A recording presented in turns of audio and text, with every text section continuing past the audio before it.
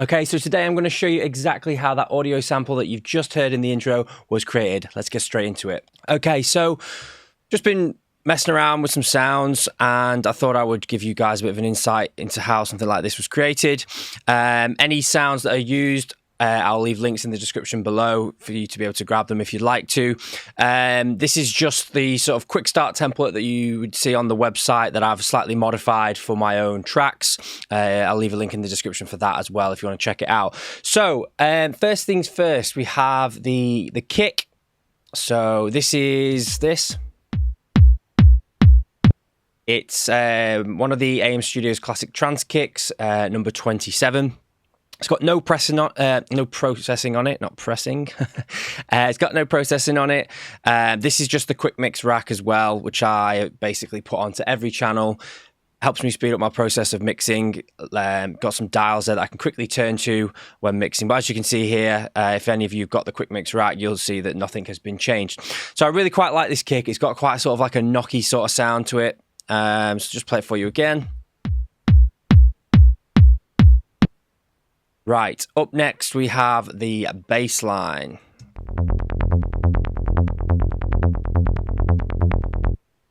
So this is from the JUP8000V. It's from my Bass Essentials pack and it's bass number 2. This is the pattern that I've got. Very simple sort of rolling pattern, but I feel like it works nicely with this kick for the sort of sound and style that I was going for. So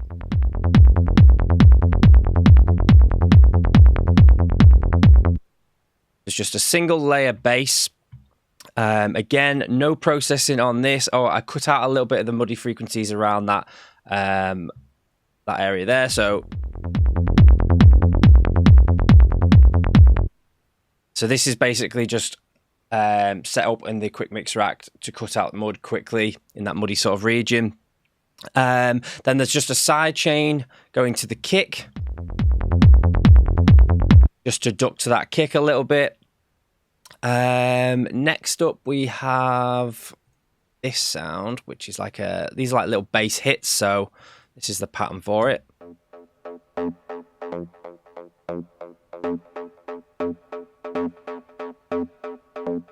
And this is from the Trance Essentials JUP Bank Volume 4, bass number 5.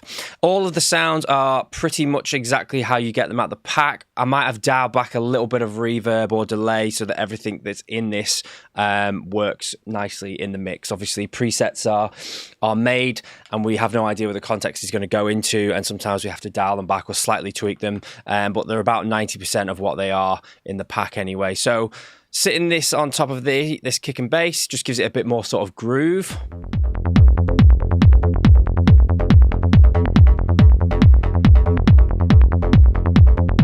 A sort of nice little bass stab there. I've got a bit of compression on it because the volumes were sort of a little bit out of control as the hits were hitting. So I've just sort of added a soft little bit of compression on there just to sort of iron that out a little bit.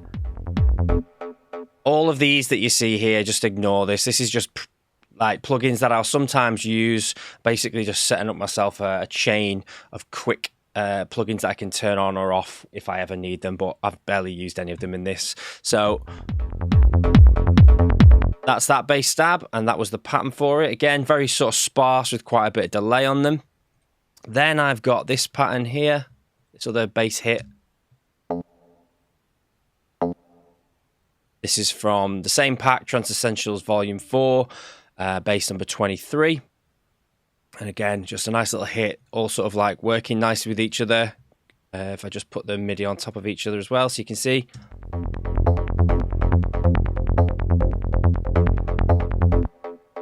Now, the only bit of processing I've got on any of these is just low cutting. I'm just low cutting out those lower frequencies there so it doesn't clash with that main bass. That one's got a little bit of side chain on it just to duck with the kick. Then we've got this one here.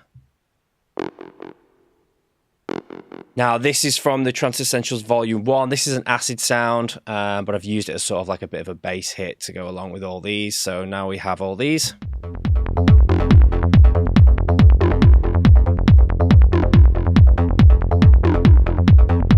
So grooving nicely with each other.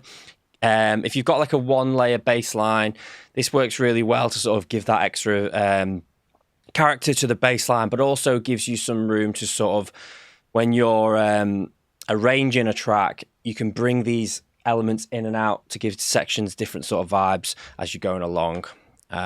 So that's them. Very basic sort of percussion, just a 909 clap, I think it is. A bit of reverb on it, nothing crazy. I've not spent too much time on the percussion here. And then I've just got the same again, 909 open hat. Very simple stuff for this. As I say, I've not spent too much time on the percussion.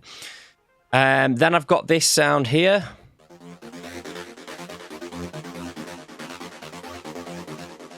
So this MIDI was from the AM Studios Acid MIDI pack, volume 1. So it's just like this. Now, I started off going to put an acid sound in here, and then ended up using a lead sound from the Trance Essentials volume 4, lead 3, because it just kind of worked nicely as I was flicking through some of the presets. So I've just kind of kept it with this lead sound, although it does say acid MIDI. But prime example here of, you know, chop and change, just because a MIDI pattern says it's something, allocate a different sound to it, and you can get some sort of nice tones and textures. So this is just this sound here. So I'll start to introduce all these sounds together so you can hear them when they come in. So you got the kick, bass, stabs.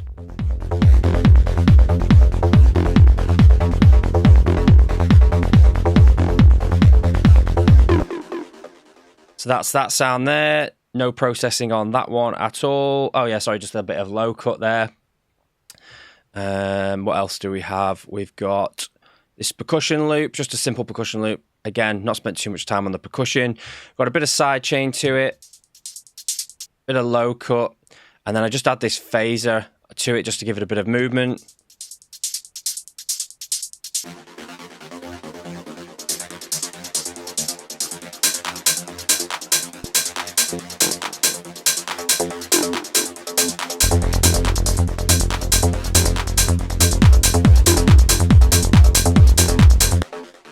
That's that. Then next we have this. So this is the pattern for it. Just sort of like these chords. And what I've done here is I've added an arpeggiator to it. So 1/8 rate on this converge. I'll just let you hear the sound of it.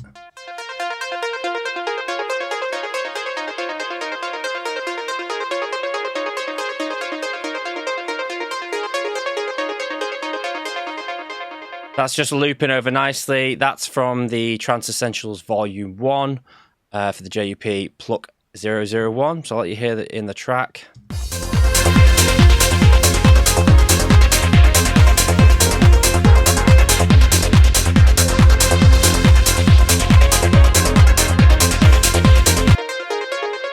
So a nice sort of pluck sound there. Then what I've done here is I've gone and duplicated this next channel.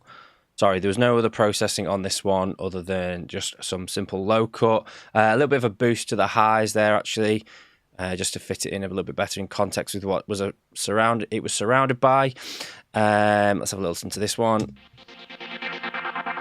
So this is one of my absolute favourite sounds at the moment. This is from the Trance Essentials Volume 1, Lead 005. And it's just sort of this nice trancey sort of sound like this.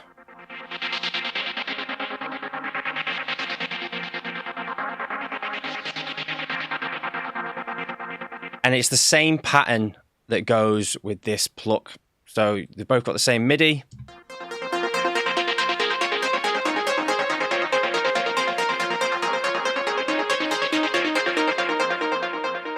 So it's just giving that pluck some extra movement and atmosphere around it. If you listen, so you've got the pluck playing.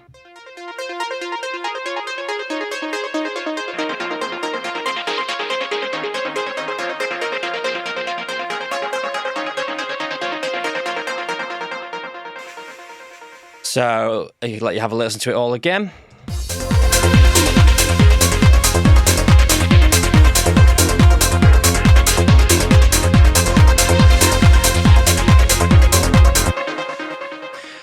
Then I have this other gated sound. This is from the Trance Essentials Volume 2. Loving these gated trancey sounds at the moment. They give the track a lot of movement and sort of atmosphere in the background as well. So just got this.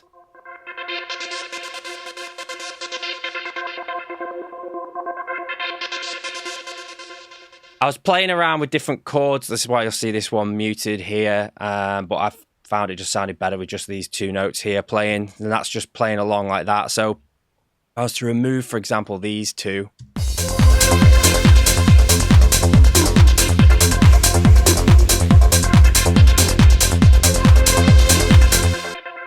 And you can hear the LFO on that preset kind of going up and down. So you're getting that nice sort of movement there.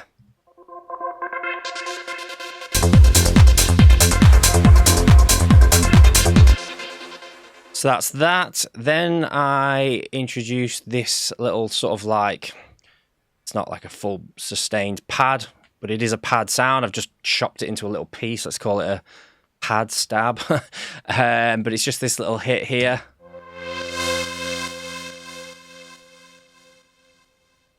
It's quite sparse. This is from Trance Essentials Volume 1. And I just thought it'd kind of give it a nice little bit of... well, just some nice sort of ear candy as it was driving along, really.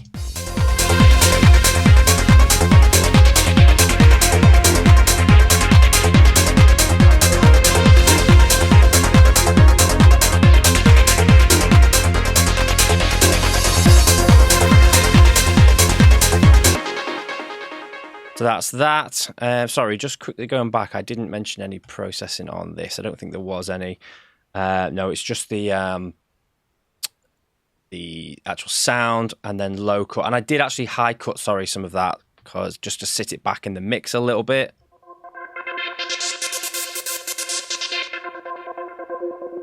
So just to push it back in the mix, I've just took away some of the highs there. So that was that. And then on this one, just a low cut.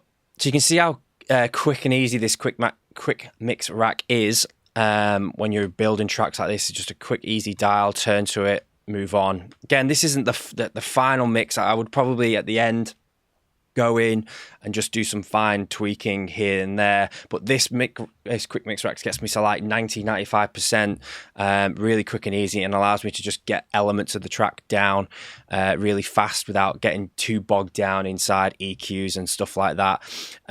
So what else have we got? It also pushes me to pick like sounds that work well in the track straight off, without trying to push a square into a circle hole sort of thing. Then I've got this little atmosphere sound here. This is from the Silent One Trance Atmospheres and Effects bank that I did. Again, I'll leave a link in the description if you want to check that out. There's lots of different little sounds like this just to fill out the track. Again, more ear candy. So these sort of like call and responses.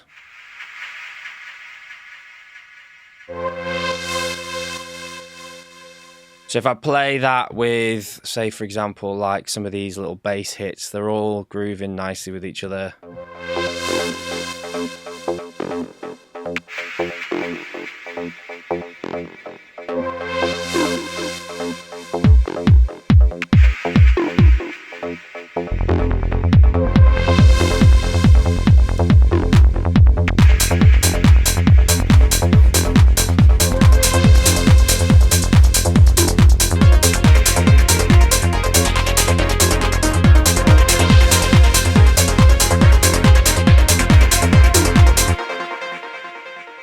And then just down here, I've just got some very basic cymbal crashes. White noise. And then just a reverse cymbal crash here. Very basic stuff. I was focusing more on the actual sounds that are there.